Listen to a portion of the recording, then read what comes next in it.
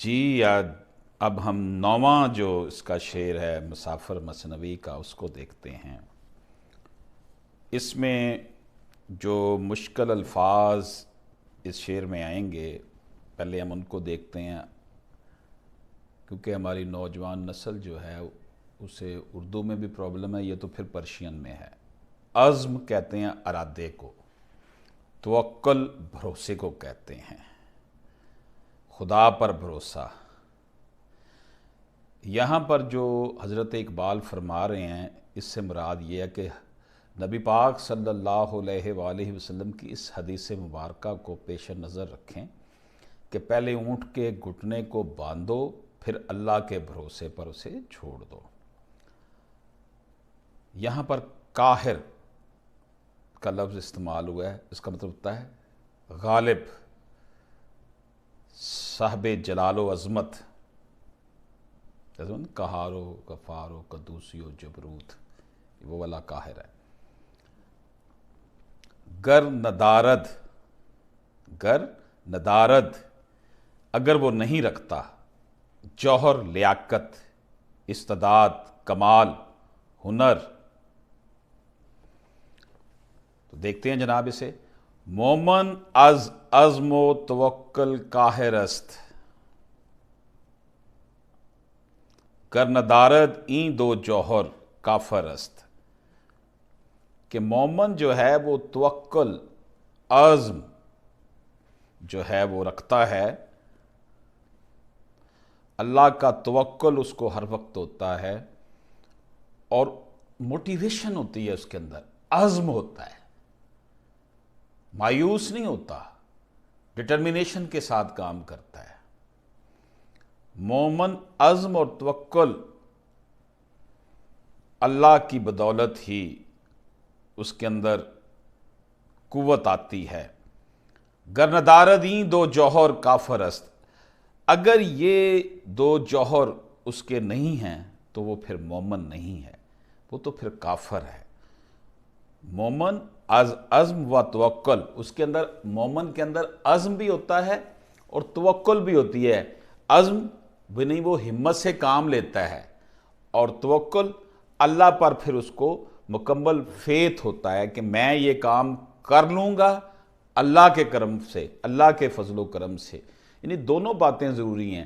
یہ نہیں ہے کہ ہم گھر میں بیٹھ جائیں اور کہیں گے جی چھت جو ہے وہ پھٹ جائے گی اور وہاں سے جو ہے من و سلوہ آ جائے گا، ایسے نہیں ہے بات، بلکہ یہاں پر یہ کہا گیا ہے کہ مومن جو ہے وہ تو عزم اور توکل سے جو ہے وہ سرتپا ہوتا ہے، اس کے اندر عزم ہوتا ہے اور توکل ہوتی ہے۔ اگر یہ دو چیزیں اس کے اندر نہیں ہیں تو پھر وہ مسلمان نہیں ہے، مومن نہیں ہے۔ یہاں مومن کی بات ہو رہی ہے۔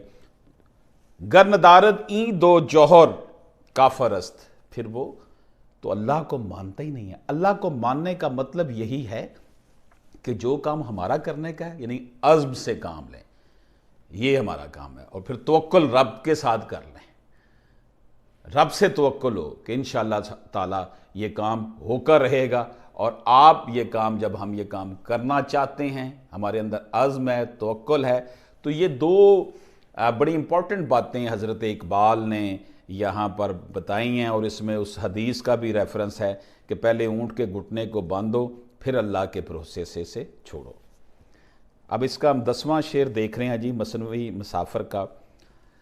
اس میں جو الفاظ جن کی ہم تھوڑی سی تشریح کر دیں، باز میدان نت اچھی طرح جانتا ہے، از نگاہش اس کی نگاہ سے، عالم ایک عالم، یہاں جو یہ ہے بڑی، یہ اس کا اضافہ تاکید کے لیے کیا گیا ہے۔ زیر کہتے ہیں نیچے، تہ میں، اور زبر کہتے ہیں اوپر، یعنی بالا، زیر و زبر، زیر نیچے، زبر اوپر۔ خیر راو باز میداند شر، وہ خیر اور شر میں فرق جانتا ہے، امتیاز جانتا ہے۔ اس کی نگاہ سے ایک دنیا درم برم ہو کے رہ جاتی ہے، یعنی کہ مومن کی جو بات کی گئی ہے، حضرت اقبال فرماتے ہیں کہ مومن جو ہے وہ خیر اور شر کی درمیان جو فرق ہے اس کو جانتا ہے، اس کی نگاہ سے ایک دنیا دھرم بھرم ہو جاتی ہے۔ کوئی اندازہ کر سکتا ہے اس کے زور بازو کا، نگاہ مرد مومن سے بدل جاتی ہیں تقدیریں۔ یہ بات حضرت اقبال نے دیکھیں۔ بات یہ ہے کہ حضرت اقبال جو ہے وہ ہمیں ایک پریکٹیکل انسان دیکھنا چاہتے ہیں کہ ہم نے بعمل مسلمان بننا ہے، ہمت بھی کرنی ہے، اللہ پر توکل بھی رکھنی ہے۔ صرف توکل رکھیں اور خود اپنا جو ہے وہ ہم کوئی موومنٹ نہ کریں، یعنی کہ ایک بچہ جو ہے وہ کہتا ہے اللہ پاک مجھے پاس کر دے، مجھے پاس کر دے۔ بھائی اللہ پاک نے پاس تو کر دینا تمہیں بچے، لیکن تمہیں جو کتابیں ملی ہیں، جو نصاب ملا ہے، تم اس کو پڑھو، اس کی اسٹڈی کرو، اس کے ایگزام کی تیاری کرو، پھر اللہ پاک تمہیں پاس بھی کر دے گا۔ یہ تو نہیں ہے نا کہ ہم کتابوں کو جو ہے وہ پھینک دیں اور کھیل کود میں لگے رہیں اور پھر کہیں جی اللہ پاک مجھے، یعنی ہمیں پتہ ہی نہیں ہے نصاب کا، کتاب کھول کر نہیں دیکھی، اور پھر یعنی کہ تیاری بھی ضروری ہے اور اللہ پہ توکل بھی ضروری ہے۔ دونوں چیزیں مومن کی نشانیاں ہیں۔ اگر عزم اور توکل نہیں ہے مومن کے انسان کے اندر، وہ پھر مومن نہیں ہے۔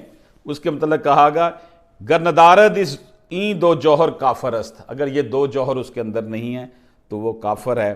تو یہاں پر کہا گیا کہ مومن جو ہے وہ خیر اور شر میں فرق جانتا ہے، اس کی ایک نگاہ سے، اس کی نگاہ سے ایک دنیا دھرم بھرم ہو کر رہ جاتی ہے۔